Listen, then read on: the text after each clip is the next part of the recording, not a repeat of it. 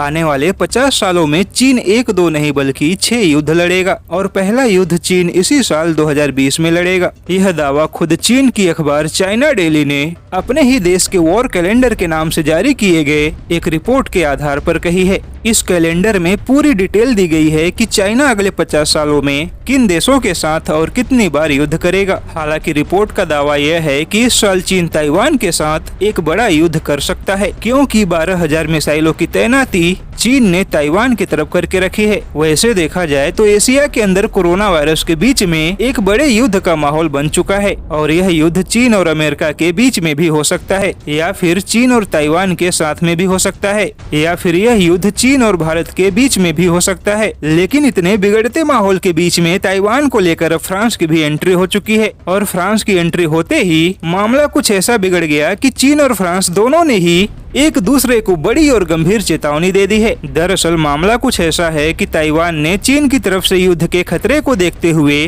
France से तुरंत हथियार खरीदने की तैयारी कर दी है। साथ ही ताइवान ने फ्रांस से उन मिराज फाइटर प्लेन को तुरंत अपग्रेड करने की मांग की है जो ताइवान ने फ्रांस से 1992 में खरीदे थे और फ्रांस ने भी तुरंत ही चाइना के वन चाइना सिद्धांत को दरकिनार करते हुए ताइवान के मांग को पूरा करने की तैयारी शुरू कर दी है, जिसे लेकर चीन ने फ्रांस को धमकी दी है कि ताइवान चीन का अभिन्न अंग है और ताइवान को किसी भी तरह का हथियार बेचना फ्रांस के लिए बहुत बड़ी मुसीबत खड़ा कर सकता है। जिसके बाद फ्रांस ने भी चीन को दो टूक जवाब दिया कि पहले चीन दुनिया को कोरोना वायरस से जुड़े सवालों का जवाब दे, क्योंकि दुनिया में बिगड़ते माहौल चीन के लिए ठीक नहीं है। वैसे बता दे कि ताइवान अमेरिका से सबसे ज्यादा हथियार खरीदता है, लेकिन जब भी ताइवान को चीन की तरफ से युद्ध का खतरा महसूस होता है तब ताइवान अमेरिका और फ्रांस दोनों से ही बड़े पैमाने पर हथियारों की खरीदी करता है। वहीं ताइवान का कहना है कि वह किसी भी मोर्चे पर चीन के साथ युद्ध करने के लिए तैयार है और ताइवान हर कीमत पर चीन के खिलाफ अपनी सेना को और हथियारों के जखीरे को और भी मजबूत करेगा।